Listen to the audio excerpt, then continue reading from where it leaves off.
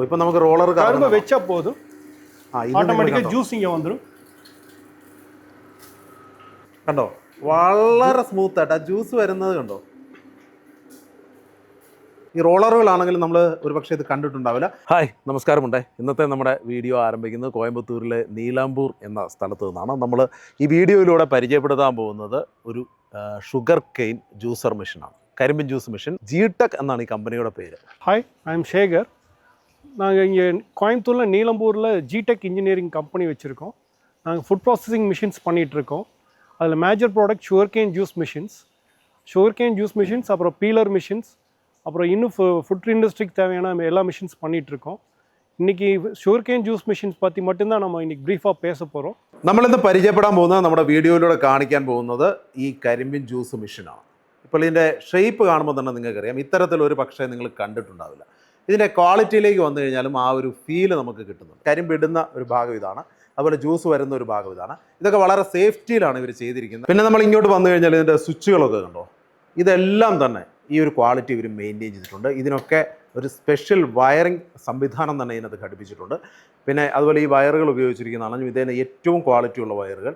ഹാൻഡിൽസിന് പോലും നല്ലൊരു പവർ, നല്ലൊരു ഫിനിഷിങ്. അതാണ്. പിന്നെ ഇത് കരിമ്പിൻ്റെ വേസ്റ്റ് വരുന്നൊരു ഭാഗമാണ്. വിലഭാഗത്തിലാണെങ്കിലും അത്ര കണ്ട് ഈ ഒരു ക്വാളിറ്റി ഇത്രയും മെയിൻറ്റെയിൻ ചെയ്യുമ്പോൾ പോലും അത്ര കണ്ട് അധികമായൊരു വില ഇതിന് ഈടാക്കുന്നില്ല എന്നുള്ള ഒരു കാര്യമാണ്. അതായത് ഇതിനകത്തുള്ള മെഷീനറീസ്, ഗിയർ ബോക്സ്, എഞ്ചിന്, ആ ഭാഗങ്ങളൊക്കെ ആണെങ്കിലും വളരെ പെർഫെക്റ്റ് ആയിട്ടാണ് ചെയ്തിരിക്കുന്നത്. ഈ ഒരു ഭാഗത്താണ് ഇതിൻ്റെ റോളറുകളുള്ളത്. ഇത് കണ്ടോ, ഈ റോളറുകളാണെങ്കിലും നമ്മൾ ഒരുപക്ഷെ ഇത് കണ്ടിട്ടുണ്ടാവില്ല. അതുപോലെ ഈ ഒരു റോളർ വേണമെങ്കിൽ നമുക്ക് ഇങ്ങനെ അഴിച്ചെടുക്കാം, ക്ലീൻ ചെയ്യാൻ വേണ്ടിയിട്ട് ഇങ്ങനെ അഴിച്ചെടുക്കാം. കണ്ടോ, ഓരോ റോളറുകളായിട്ട് നമുക്ക് എടുത്തു മാറ്റാം. അതായത് മൊത്തം കരിമ്പ് മുഴുവൻ സ്ക്യൂ ചെയ്യുന്ന തരത്തിലാണ് ആ റോളറുകളുടെ ഡിസൈനിങ് എന്നുള്ളത്. MCB ஆன் பண்ணிவிட்டு இந்த மிஷினில் வந்து எப்பவுமே ஃபார்வர்ட் டைரெக்ஷனில் இருக்கணும். அப்புறம் க்ரீன் கலர் பட்டன் ஆன் பண்ணால் மிஷின் ரன் ஆக ஆரம்பிச்சிடும். அப்புறம் கரும்பு ஃபீட் பண்ண வேண்டியது தான். இப்போ நமக்கு ரோலர் கரும்பு வச்சா போதும் ஆட்டோமேட்டிக்காக ஜூஸ் இங்கே வந்துடும். இந்த ஃப்ளோ எப்படி இருக்குன்னு பாருங்கள். വളരെ സ്മൂത്തായിട്ട് നിങ്ങൾ നോക്കിയേ, വളരെ സ്മൂത്തായിട്ട് இப்படி தான் வரும். കണ്ടോ, മൊത്ത ടൈമിൽ മൊത്തം സ്ക്യൂ ചെയ്തു இல்லையா? அவ்வளோதான். இது பூ மாதிரி அப்படி எல்லாம் மொத்தமாக விழுந்துடும்.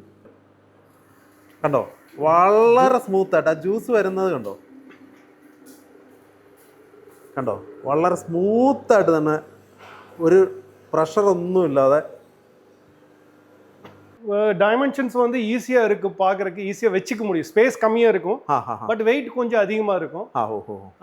நம்ம குவாலிட்டியில் காம்ப்ரமைஸ் பண்ண மாட்டோம். மெயினாக வந்து பவர் கன்சப்ஷன் ரொம்ப கம்மியாக இருக்கும். மித்த மிஷினை கம்பேர் பண்ணும்போது 100 லிட்டர்ஸ்க்கு ஒரு யூனிட் தான் பவர் கன்சப்ஷன் வரும். இது பேட்டரியில் தானே ஒர்க் பண்ணுறதா இல்லை? இது வந்து இப்போ பவரில் ஓடுற மிஷின். பேட்டரியில் ஓடுற மிஷின் வேறு இருக்குது, அதையும் நான் உங்களுக்கு அப்புறம் காட்டுறேன். இது வாரண்டி 1 இயர் வரும். இதில் பேட்டரியில் டைரக்ட் பேட்டரியில் ஓட்ட முடியும். அதுக்கு வந்து நம்ம டைரக்ட் மோட்டர் வச்சு நம்ம டிசைன் பண்ணி கொடுப்போம். 95% சர்வீஸ் வராதுன்னு என்னால் அஷூரன்ஸ் கொடுக்க முடியும். எலக்ட்ரிக்கலில் கம்ப்ளைண்ட் வராதுன்னு சொல்லிட்டு யாருனாலும் சொல்ல முடியாது. வந்துன்னா இந்த சுவிட்சஸ் சைடில் கம்ப்ளைண்ட் வரும். அது நீங்கள் எங்களுக்கு ஃபோனில் சொன்னீங்க அப்படின்னா நம்ம சுவிட்சஸ் இங்கேருந்து நம்ம டிரான்ஸ்போர்ட் பண்ணி கொடுக்க முடியும். வித் எங்களோட ஃபோனில் சப்போர்ட் பேசுனீங்க அப்படின்னா எப்படி அசம்பிள் பண்ணலான்னு நாங்கள் இங்கேருந்தே சொல்லி கொடுத்துருவோம். மெயின்டெனன்ஸ் வந்து இந்த மிஷினில் ரொம்ப கம்மியாக இருக்கும். அதிகமாக வந்து ஷுகர்கேன் ஜூஸ் மிஷினில் பேரிங் கம்ப்ளைண்ட்ஸ் அதிகமாக இருக்கும். மித்த மிஷினை கம்பேர் பண்ணும்போது இந்த மிஷினில் பேரிங் கம்ப்ளைண்ட்ஸும் அதிகமாக வராது. இப்போ நிறையா மார்க்கெட்டில் இந்த மாதிரி ஷுகர்கேன் மிஷின் இருக்குது. அதை விட இது அட்வான்டேஜ் என்ன? இந்த மிஷினில் பார்த்தீங்கன்னா நீங்கள் பவர் கன்சப்ஷன் ரொம்ப கம்மியாக இருக்கும். நீங்கள் எல்லோரும் பார்த்தீங்கன்னா ஒரு 2 HP போட்டிருப்பாங்க. நாங்கள் 1 HP தான் போட்டிருக்கோம். 1 HPக்கு 2 HPக்கு என்ன வித்தியாசம் நம்ம மிஷினில் அப்படின்னு பார்த்தீங்கன்னா, கீர் பாக்ஸ் தான் வந்து எல்லோரும் ப்ராப்பராக செலக்ட் பண்ணணும். அவங்க பார்த்தீங்கன்னா வேர்ம் கீர் பாக்ஸ் யூஸ் பண்ணியிருப்பாங்க. அதனால் பார்த்தீங்கன்னா பவர் கன்சப்ஷன் அதிகமாக வரும். 1 HP 2 HP மோட்டர் போட்டுட்டு நாங்கள் 1 HP மோட்டர் போட்டுட்டு ஹெலிக்கல் கீர் பாக்ஸ் யூஸ் பண்ணுறோம்.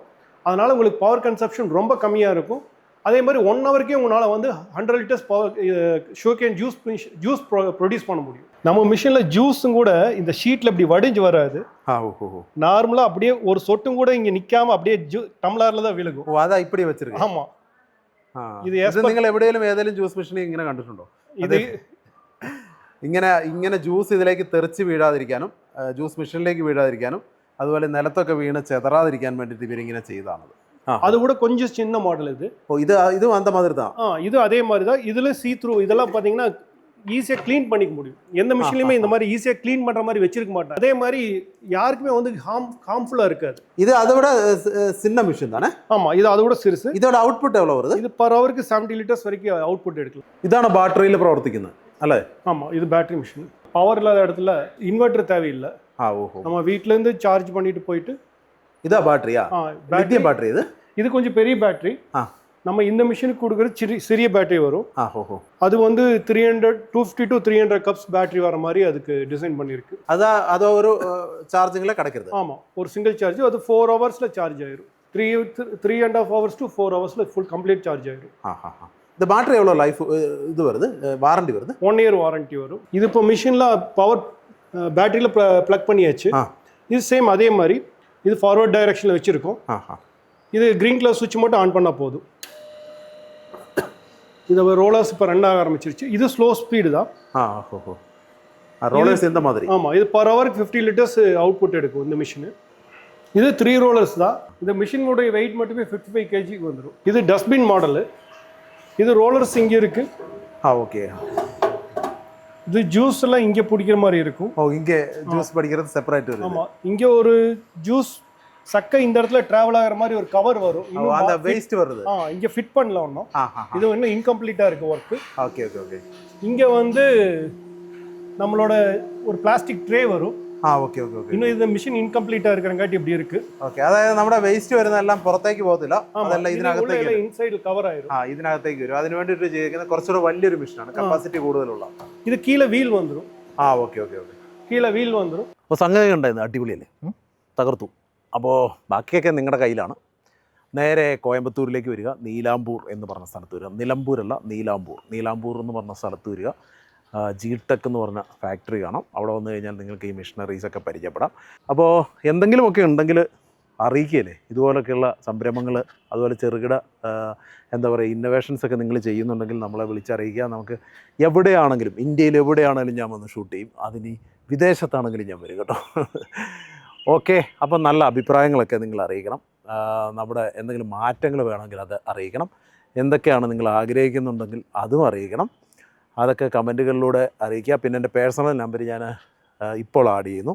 അത് ഞാൻ ഇടയ്ക്കിടയ്ക്ക് ആഡ് ചെയ്യാറുണ്ട്. അതെൻ്റെ പേഴ്സണൽ നമ്പറാണ്. എന്തെങ്കിലുമൊക്കെ ഉണ്ടെങ്കിൽ കോൺടാക്റ്റ് ചെയ്യുക, വാട്സപ്പിലും വിളിക്കുക. അതൊക്കെ ഒരു സന്തോഷമാണ്. അപ്പോൾ എല്ലാവരോടും വളരെയധികം നന്ദി. എന്നെ കണ്ടുകൊണ്ടിരിക്കുന്ന എല്ലാ പ്രേക്ഷകരോടും നന്ദി. വീണ്ടും നിങ്ങളുടെ സഹകരണവും അതുപോലുള്ള സ്നേഹവും ഒക്കെ പ്രതീക്ഷിക്കുന്നു. Okay, bye. Thank you very much.